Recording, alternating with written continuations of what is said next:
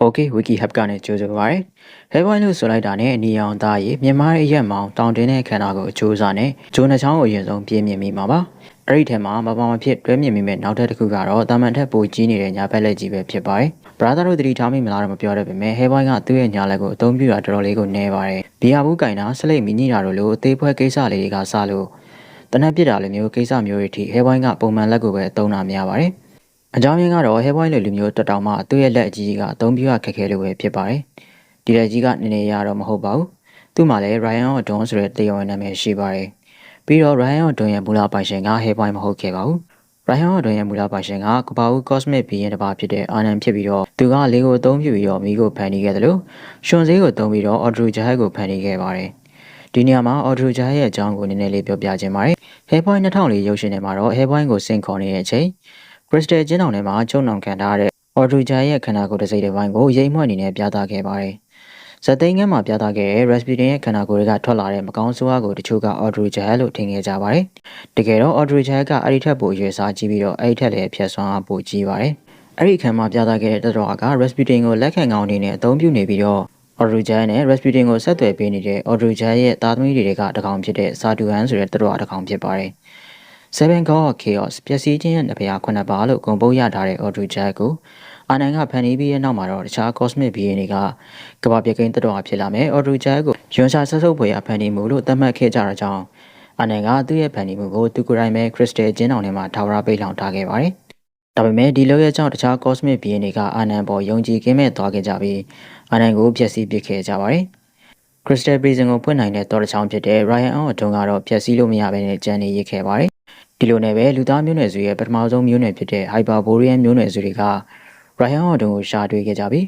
းသူတို့ရဲ့ပြင်ဖြစ်တဲ့တော့ကရုပ်ထုကြီးတစ်ခုရဲ့ညာလက်မှာ Ryan Odon ကိုတွဲဆက်ပေးထားခဲ့ပါတယ်။ Crystal ကျင်းတော်ထဲမှာချုံနှောင်ခံထားတဲ့ Audrey Jahal ကလက်မြောက်နိုင်မဲ့နီလန်းကိုရှာဖွေနေခဲ့ပြီး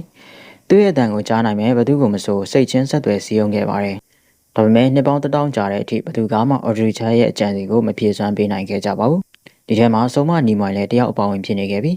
Audrey Jahal ရဲ့အတန်ကိုကြားခဲ့ရပြီးတဲ့နောက်မှာတော့နီမိုင်ဟာ Audrey Jahal ကိုဆင့်ခေါ်ဖို့ကြိုးစားခဲ့ပူပါတယ်။ဒါပေမဲ့ကမ္ဘာပြကိန်းတကားကြီးနိုးထလာမှာကိုကြောက်လန့်ခဲ့ကြတဲ့တခြားအဆုံးအဖော်တွေကသူမကိုပိုင်းပိုင်းဖြတ်ပြီးကွန်မြတ်ပစ်ခဲ့ကြပါတယ်။ဒီလိုနဲ့ပဲ Ryan Odon ဟာငရဲပြည်ရဲ့မင်းသားတစ်ပါးဖြစ်တဲ့ Arziel ရဲ့လက်ထဲကိုရောက်သွားခဲ့ရပါတယ်။ဒီလက်ရဲ့စွမ်းအားနဲ့တမိုင်းကိုတည်ထားပြီးဖြစ်တဲ့ Arziel ကသူ့ရဲ့သားဖြစ်တဲ့ Hairpoint တစ်ဖြစ်တဲ့ဦးနန်အာရမမွေးဖွားလာချိန်မှာတော့ကမ္ဘာပြကိန်းနဲ့မွေးဖွားလာတဲ့ကလေးကိုကမ္ဘာပြကိန်းတော့ချက်တစ်ခုဖြစ်တဲ့ Ryan Odon နဲ့တွဲဆက်ပေးခဲ့ပါတယ်။အဲဒီနောက် Audrey Jahal ဟာ1916ခုနှစ်အရောက်မှာတော့သူ့ရဲ့ agent အသစ်တစ်ယောက်ဖြစ်တဲ့ Rasputin ကိုရှာတွေ့ခဲ့ပါတယ်။အဲဒီအချိန်က Rasputin လုံးကျန်ခံရပြီးတော့ Never မြစ်ထဲကိုပြစ်ချခံရတဲ့အချိန်ဖြစ်ပြီးတော့ Rasputin က Audrey Jahal ရဲ့အတန်ကိုကြားခဲ့ရပါတယ်။ Audrey Jahal က Rasputin ကိုအသက်ပြန်သွင်းပေးခဲ့ကသူ့ရဲ့အစေပါအနေနဲ့ထားရှိခဲ့ပြီးတော့သူ့ရဲ့အကြံစီကိုအကောင့်ထဲပေါ်ခဲ့ပါတယ်။ Rasputin ဟာ1944မှာ Crystal အကျဉ်းတော်ရဲ့တော်တစ်ချောင်းဖြစ်တဲ့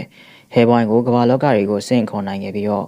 Audrey Jahal ကိုလွတ်ပေးနိုင်လို့နှီးပါအထိနှီးဆက်ခဲ့ပါတယ်။အဲဒီကိစ္စမတိုင်ခင်ဒီ Hairpoint ဟာအသုံးပြုရခက်တဲ့အဲဒီလက်ကြီးကိုဖယ်ရှားပစ်ဖို့အထိစူးစမ်းခဲ့ပူပါတယ်။ဒါပေမဲ့ဒီဖြစ်ရဲ့အပြီးမှာတော့ Ryan Odon နဲ့သူနဲ့တွဲရက်ရှိနေတာကပို့ပြီးတော့လုံခြုံစိတ်ချရတယ်လို့ယူဆတာကြောင့်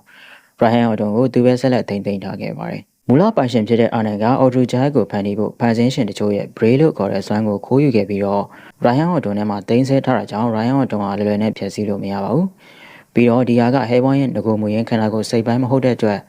နာကျင်မှုနဲ့တခြားအာယုံခံစားမှုဘာဆိုဘာမှမခံစားရပါဘူး။ဒီအပြင် Magic Spell တွေအစီအအနေနဲ့ Ryan Odon ကိုဖျက်ဆီးပစ်လို့မရတယ်လို့ဘာသာရေးသုံးဆောင်တွေဖြစ်တဲ့လဝက်ကတိုင်ပရိရေစတွေကလည်းဒီလက်ပေါ်မှာဘာအကျိုးသက်ရောက်မှုမှမရှိပါဘူး။အကြောင်းကတော့အရှိကပြောသလိုပဲဒီဟာက Hairpoint ရဲ့ငကိုမူရင်းအစိတ်ပိုင်းမဟုတ်ပဲ